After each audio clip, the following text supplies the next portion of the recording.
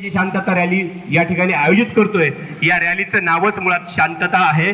म्हणून समाज बांधवांनी या रॅलीच्या दरम्यान शांतता पाळायची आहे। आतापर्यंत आपल्या समाजाने ज्या ज्या झालेल्या नाही, तसाच 11 जुलै 2024 रोजी शांतता रॅलीमध्ये सुद्धा त्याचंच प्रदर्शन आपण करायचंय, जेणेकरून या ठिकाणी जगाने जशी आपल्या मोर्चाची दखल घेतली तशीच उद्याच्या शांतता रॅलीची सुद्धा दखल जगाने सुद्धा घेतली पाहिजे आणि इतरांनी सुद्धा नियोजन जे आहे त्याच पद्धतीने करायचे, जेणेकरून त्या नियोजनामध्ये कुठलीही कमतरता राहणार नाही आणि त्याचा कोणाला त्रास सुद्धा होणार नाही।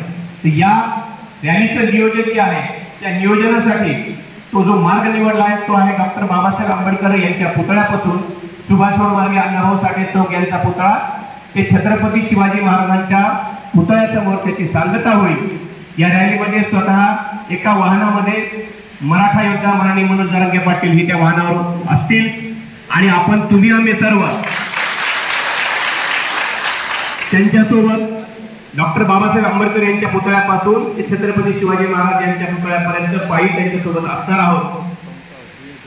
या रॅली दरम्यान आपण ज्या घोषणा देणार आहोत त्या घोषणा फक्त आपल्या माणसाला मोठं कसं करता येईल आणि समाजाच्या भावना दाखवणाऱ्या घोषणा त्या ठिकाणी दिल्या जातील। त्या घोषणा देणारा एक माईक आणि त्या ठिकाणचं ते आव्हान करण्यासाठी वाहन हे एक याच्यामध्ये त्या रॅलीमध्ये असेल।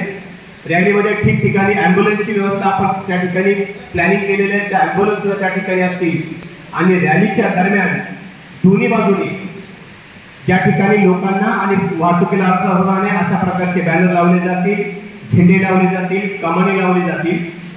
रस्त्याच्या दुतर्फा समाज बांधवांसाठी या ठिकाणी आपल्या समाजाकडून आणि इतर समाजाकडून सुद्धा, कारण की या ठिकाणी मी खात्रीशीर सांगतो की मराठा समाजाच्या आरक्षणाला विरोध फक्त ठराविक काही नेत्यांचा आहे, त्या समाजाचा नाही असं आमचं या ठिकाणी वैयक्तिक मत आहे आणि पालकांचं मत आहे। व्यवस्थाही लागणार आहे आणि पार्किंगची व्यवस्था आपण वेगवेगळ्या ठिकाणी म्हणजे चारही दिशेला शहराच्या वेगवेगळ्या ठिकाणी आपण या ठिकाणी करणार आहोत। कॅमेरे असतील, वॉल असतील आणि ड्रोन कॅमेरे असतील, अशा प्रकारची व्यवस्था आणि स्वयंसेवकासाठी टी शर्ट म्हणजे अंदाजे 500 टी शर्ट लागतील अशा प्रकारचं नियोजन आपण आजच्या या मीटिंगच्या हातीपर्यंत केलेलं आहे। या नियोजनासंदर्भामध्ये आपण सर्वप्रथम सगळ्यांना सांगू इच्छितो की या नियोजनासाठी कुठलीही आर्थिक मदत कुणाकडनंही घेतली जाणार नाही। यासाठी जे नियोजन सांगितलेलं आहे त्या नियोजनासाठी ज्या व्यक्तींना वाटतं, ज्या समाज बांधवांना वाटतं की मी हे नियोजन करू शकतो, एकट्याने असेल त्याच्यासोबत 10 लोकांनी असेल, ते नियोजनाची जबाबदारी घ्यावी आणि तसं आपल्याला कळवावं।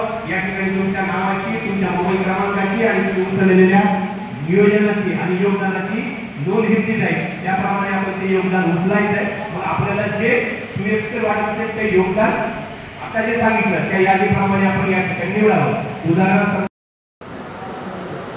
11 जुलै रोजी त्या ठिकाणी मनोज जरांगे पाटील यांच्या मार्गदर्शनाखाली आणि त्यांच्या उपस्थितीत या ठिकाणी शांतता रॅली निघणार आहे।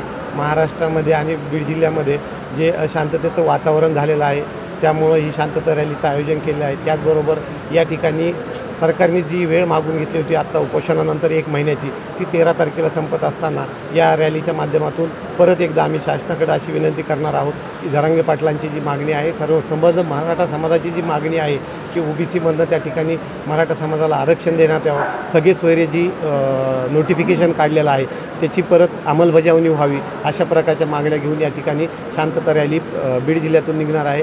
त्या ठिकाणी शांतता रॅली निघत असताना कुठल्याही समाजाच्या भावना दुखवणार नाहीत अशा प्रकारचं सुद्धा या ठिकाणी सगळ्यांना सूचना या नियोजन सभेच्या माध्यमातून सर्वांना दिलेल्या आहेत। अशा प्रकारचं नियोजन या ठिकाणी पूर्ण झालेलं आहे।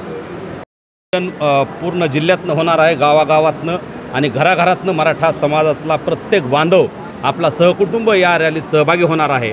मराठवाड्यातला हा पहिला टप्पा 6 तारखेपासून सुरू होतोय। 11 तारखेला बीडला आहे, छत्रपती संभाजीनगरला 12 तारखेला समारोप होतोय आणि या रॅलीत बीड जिल्ह्यातल्या तमाम मराठा बांधव यांनी सहभागी व्हावं मी आपल्या माध्यमातून आवाहन करतोय। आणि येणाऱ्या काळात मराठा योद्धा मनोजदादा जरांगे पाटील यांनी ज्या मागण्या सरकारकडे मागितलेल्या आहेत, सगळे सोयरे असतील किंवा इतर मागण्या, त्या मागण्यांना बळ देण्यासाठी आणि बीड जिल्ह्यासह मराठवाड्यात आणि महाराष्ट्रात शांतता राहण्यासाठी या शांतता रॅलीचं आयोजन केलेलं आहे आणि निश्चितपणे त्यात मनोजदादा यशस्वी होते। रॅली काढतात त्या अनुषंगाने नवीन काय जिल्ह्यामध्ये नियोजन? जसं यापूर्वीसुद्धा नियोजन करत असताना सांगितलं, आजची जी बैठक होती ती बीड जिल्ह्यातील संपूर्ण समाज बांधवांना 11 जुलै 2024च्या शांतता रॅलीच्या संदर्भामध्ये ही बैठक होती. या बैठकीमध्ये संपूर्ण बीड जिल्ह्यातील समाज बांधवांनी बहुसंख्येने माता भगिनीसह सहभाग नोंदवायचं या ठिकाणी आश्वासित केलेलं असून आम्हाला अशी अपेक्षा आहे की 5 ते 6 लाख समाज बांधव या किंवा त्याच्यापेक्षा जास्तही समाज बांधव या 11 तारखेच्या रॅलीसाठी उपस्थित असतील. ही रॅली डॉक्टर बाबासाहेब आंबेडकर यांच्या पुतळ्यापासून सकाळी 11 वाजता सुरू होईल.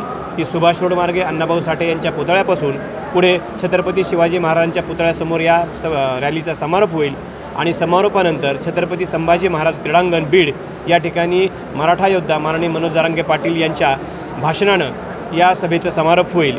या दरम्यान रस्त्यावर दोन्ही बाजूनीसुद्धा लोकांच्या आणि समाज बांधवांच्या खाण्यापिण्याची तसेच औषधाची व्यवस्था विविध समाज बांधवांनी आणि विविध जातीच्या लोकांनी या ठिकाणी जबाबदारी उचललेली आहे.